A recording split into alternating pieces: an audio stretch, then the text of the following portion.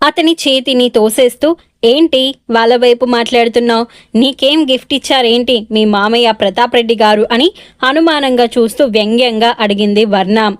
ఆమెని అలానే చూస్తూనే రెండు చేతులతో వర్ణని చుట్టేశాడు నందకిషోర్. ఆమె బుగ్గ మీద పెదవులాంచి, నాకు బాపు బొమ్మ లాంటి అందమైన భార్యని ఇచ్చారు, ఇంతకంటే ఇంకేం కావాలి అని మంద్రమైన గొంతుతో చెప్పాడు.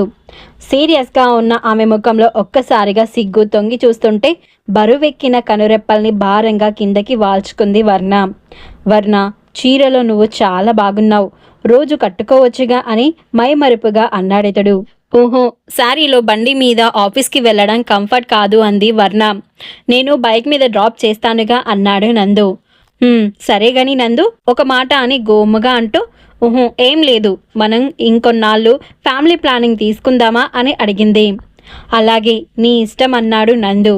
ఫ్యామిలీ ప్లానింగ్ అనుకున్నాంగా, వదులు మరి అని అందామే. రేపు డాక్టర్ని కన్సల్ట్ చేద్దాంలే, ఈ రోజుకి వదిలే ప్లీజ్ అని అన్నాడు నందు.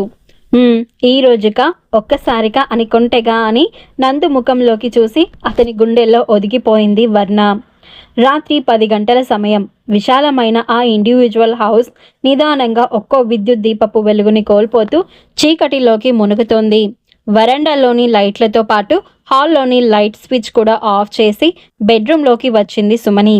అక్కడ బెడ్ మీద వాలుగా పడుకొని రీడింగ్ గ్లాసెస్ పెట్టుకొని ఏదో ఇంగ్లీష్ నావల్ చదువుతున్నాడు ప్రతాప్ గారు. భర్తని చూసి నిట్టూర్చి వచ్చి మంచం మీద కూర్చుందామే.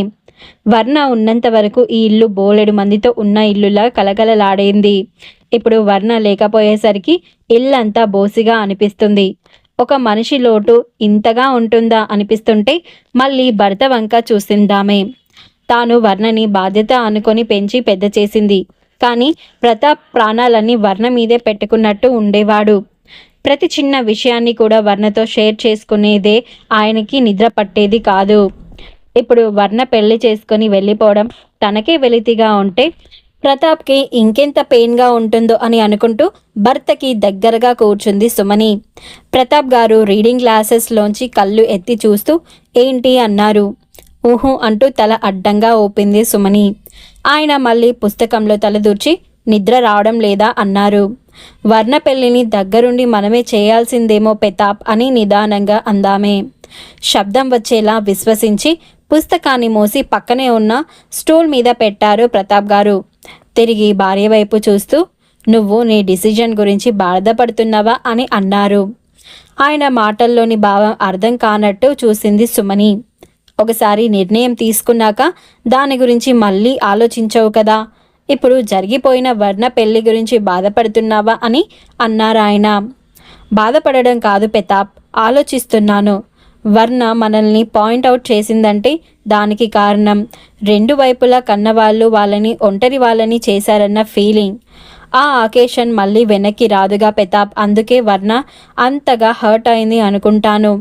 నువ్వు వెళదామని అన్నావు, బట్ నందు వాళ్ళ పేరెంట్స్ లేకుండా మనం ఒక్కళ్ళ మీద దగ్గర ఉండి పెళ్లి చేస్తే రేపు ఏదైనా ఓ రోజు వాళ్ళు మనల్ని క్వశ్చన్ చేసే స్టేజ్కి మనము రాకూడదు అనుకున్నాను అని బాధగా చెప్పింది సుమని. ప్రతాప్ గారు చిన్నగా నిట్టూర్చి, ఇప్పుడు నీ బాధ వర్ణ పెళ్లి చూడలేకపోయినందుక, లేక వర్ణ హర్ట్ అయి మనం ఇచ్చిన గిఫ్ట్ తీసుకున్నందుకు అని సూటిగా భార్య ముఖంలోకి చూస్తూ అడిగాడు. కళ్ళు చిట్లించింది సుమని. ఎప్పుడు కూడా నీ లాజిక్కులు వదలవా? అలా చేయబట్టే కదా ఇలా ఫీల్ అవ్వాల్సి వస్తుందని నేను రెండిటికి ఫీల్ అవుతున్నాను. అయినా నువ్వేంటి నిన్నంతా తెగ బాధపడిన వాడివి ఈరోజు ఇంత ధీమాగా ఉన్నావు అని రోషంతోనూ అంతలోనే ఆశ్చర్యంలోనూ అడిగింది సుమని. భార్య ప్రశ్నకి చిన్నగా నవ్వారు ప్రతాప్ గారు. పక్కన స్విచ్ బోర్డులో ట్యూబ్ లైట్ స్విచ్ తీసి బెడ్ లైట్ వేశారు. సీరియస్గా అడుగుతుంటే అలా చిన్నయానంద స్వామిలా నవ్వుతావే, అడిగిన దానికి జవాబు చెప్పకుండా ఇలా నవ్వితేనే ఒళ్ళు మండుతుంది అని ఆయన వంక చూస్తూ రుసరుసలాడింది సుమని. మునివేళ్లతో తల కొట్టుకొని, నవ్వక ఏం చేయను సుమని, చెబితే వినవు, నిన్ననే విని ఉంటే ఇప్పుడు ఇలా బాధపడే పని తప్పేది కదా అని నవ్వాను అంటూ మళ్ళీ నవ్వారు ప్రతాప్ గారు. అది విని మూతి ముడుచుకొని ఇటువైపుకు తిరిగి పడుకుంది సుమని.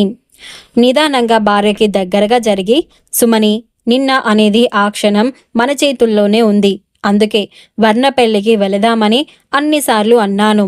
వెళ్ళలేకపోతున్నందుకు బాధపడ్డాను. కానీ నిన్న జరిగిపోయిన దానికి ఈరోజు ఎందుకు బాధపడడం?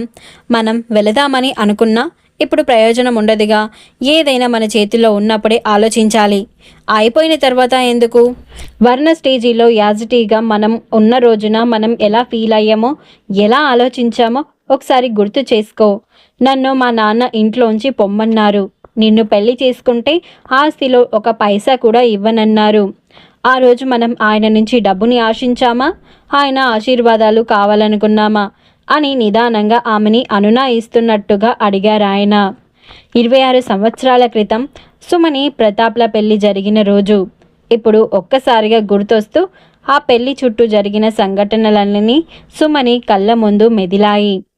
ఆ రోజు సుమని ఉన్న స్థితిలోనే ఈరోజు ఆమె కూతురు వర్ణ కూడా ఆమె ఏ సహాయం చేయకుండా చూస్తూ ఉన్నందుకు ఆమె మనస్సాక్షి ఆమెని నిలదీస్తోంది. ఇప్పుడు ఈరోజు ఉదయం వర్ణ అన్న మాటలు గుర్తు వస్తుంటే పశ్చాత్తాపంలో సుమకి కన్నీళ్లు పక్కలకు జారాయి. ఆ పశ్చాత్తపు భావం మరికొన్ని క్షణాలకే ఆమెని మరింత దుఃఖంలోకి ముంచేసింది. ఎగసి పడుతున్న భుజాల కదలికని బట్టి సుమని ఏడుస్తుందని గ్రహించి ఓదారపుగా భార్య భుజం చుట్టూ చేయి వేశారు ప్రతాప్ గారు. ఆ మర్నాడు ఉదయం 10 అవుతుంటే వర్ణని బైక్ మీద వాళ్ళ కంపెనీ క్యాంపస్లో దించాడు నందకిషోర్. అప్పుడే మెయిన్ గేట్లోంచి లోపలికి వచ్చిన వర్ణ కొలీగ్స్ ఇద్దరు ఆఫీస్లోకి వెళ్ళబోయే వాళ్ళలా ఆగి వర్ణని నందుని పలకరించారు. నవ్వుతూ వాళ్ళకి బదిలిచ్చి వాళ్ళతో పాటు వర్ణకి బాయ్ చెప్పి బైక్ మీద వెళ్ళిపోయాడు నందు. వర్ణతో పాటు లోపలకు నడుస్తూనే 4 రోజులు లీవ్ తీసుకొని కూడా 2 రోజులకి ఆఫీస్ మీద బెంగ పెట్టుకున్నాడు. ఇలా హడావిడిగా వచ్చేసావేంటి తల్లి అని కామెంట్ చేసింది ఫ్రెండ్ దీప. శారీలే కట్టాలి, పూరీలే చేయాలి అని ఇదిగో ఇలా ఇంట్లో కండిషన్లో పెడుతుంటే రాకేం చేస్తుంది? దీపా డార్లింగ్ యమరైట్ అని దీపని చూసి కన్ను గీటి వర్ణ వంక చూసింది మరో కొలీగ్ రాగా. రాగా చేతి మీద చిన్నగా చరుస్తూ, ఏ రాగా, ఆ రాబిష్ థాట్స్ ఆపవే. We are perfect couple. నా మధ్య కండిషన్లు ఏమీ ఉండవు అని నందుని తలుచుకుంటూ గర్వంగా చెప్పింది వర్ణ. అబ్బచ్చా, మీరిద్దరూ మేడ్ ఫర్ ఈచ్ అదర్ అంటావు అంతేనా? సరేలే, ముందు ముందు మేము చూస్తూనే ఉంటాంగా అని అంటూ లిఫ్ట్ బటన్ ప్రెస్ చేసింది రాగా. చూడు, బాగా చూడు, ఇప్పుడున్న స్పెట్స్ సరిపోతాయా? ఇంకా పెద్ద భూతద్దాలు కూడా తెచ్చి పెట్టనా అని వెక్కిరింతగా అంది వర్ణ. ఆమె మాటని దీపతో పాటు రాగా కూడా తేలికగా తీసుకొని నవ్వేసింది. ముగ్గురు ఆఫీస్లోకి రాగానే వాళ్ళ క్యాబిన్లలోకి వెళ్ళి వర్క్లో పడ్డారు. వర్క్ ముందు కూర్చున్న వర్ణకి టైం తెలియనే లేదు. మధ్యాహ్నం లంచ్ టైంలో నందు ఫోన్ చేశాడు. లంచ్కి ఇంటికి బయలుదేరుతున్నాను, పికప్ చేసుకోవడానికి రానా? ఇంకా టైం పడుతుందా అని అడిగాడు. వర్క్ ఎక్కువగా ఉంది నందు, ఈ పూట క్యాంటీన్లో లంచ్ చేసేస్తాను, సాయంత్రానికి కాలేజ్ అవర్స్ అవగానే వచ్చాయి అని చెప్పిందామె. ఓకే, సాయంత్రం త్వరగా వచ్చేస్తాలే, మూవీకి వెళ్దాం అని అన్నాడు నందు. మూవీకా అని హుషారుగా ఓకే చెప్పింది వర్ణ. వాళ్ళిద్దరి వరకు ముగించుకొని సాయంత్రం ఫస్ట్ షో చూసి ఇంటికి వచ్చేసరికి టైం రాత్రి 9 గంటలు అయింది. ఇంట్లో రెడీగా ఉన్న డిన్నర్ని చూసి ఆశ్చర్యపోయింది వర్ణ. మధ్యాహ్నం నందు లంచ్కి వచ్చి రాత్రి కోసం డిన్నర్ ప్రిపేర్ చేసి ఉంటాడా? అందుకే వచ్చే దారిలో తాను హోటల్లో తిందామని అన్నా నందు వద్దన్నాడని అర్థమైంది వర్ణకి. వెంటనే అతని బుగ్గ మీద గట్టిగా ముద్దు పెడుతూ థ్యాంక్ యూ డియర్ అంది. ఇంత కష్టపడితే ఒత్తి థ్యాంక్స్ ఏనా అని నవ్వాడు నందు. ఇంకా కష్టపెట్టడం ఎందుకని అని గలగలా నవ్విందామే. నా కష్టం తగ్గించాలంటే ముందు త్వరగా వంట నేర్చుకో అని అన్నాడు నందు. అలాగేలే, రేపు ఎల్లుండి సెలవేగా, నేర్పించబోయి మొగుడా అని అతన్ని కొంటగా టీజ్ చేస్తూ అల్లరిగా నవ్వింది వర్ణ. నందుకి హఠాత్తుగా తల్లి గుర్తొచ్చింది.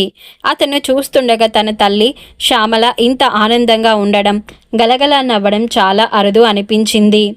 తల్లి కూడా వర్ణలా ఇలా సంతోషంగా గలగలలాడుతూ హాయిగా ఉండొచ్చు కదా అనుకున్నాడు. తల్లి ఎలా ఉండలేకపోవడానికి కారణం తండ్రి అనిపించింది అతనికి. ఇలా ఉండాలి, అలా ఉండకూడదు అంటూ అందరికీ ఎప్పుడు కండిషన్స్ పెట్టినట్టు మాట్లాడి తండ్రి తత్వం గుర్తొచ్చి నిస్సహాయంగా దీర్ఘంగా ఊపిరి పీల్చి వదిలాడు. ఏంటో నందు ఇంతలోనే అంత ఆలోచన అని అంటున్నందుకు చెవి పట్టుకొని లాగింది వర్ణ. ఏం లేదులే, పద భోజనం చేద్దామని అంటూ కిచెన్లోకి నడిచాడు. అతనికి తల్లో తండ్రో గుర్తొచ్చి ఉంటారని అర్థమైంది వర్ణకి. మరి ఆ తర్వాత ఏం జరిగిందో తెలుసుకోవాలి అంటే నెక్స్ట్ ఎపిసోడ్ వినాల్సిందే. మీకు ఈ వీడియో నచ్చితే ప్లీజ్ నా ఛానల్ని సబ్స్క్రైబ్ చేసుకొని ఈ వీడియోని లైక్ చేయండి. అలాగే ఈ వీడియో మీద మీ అభిప్రాయాన్ని కామెంట్ బాక్స్లో కామెంట్ చేయండి. Thank you.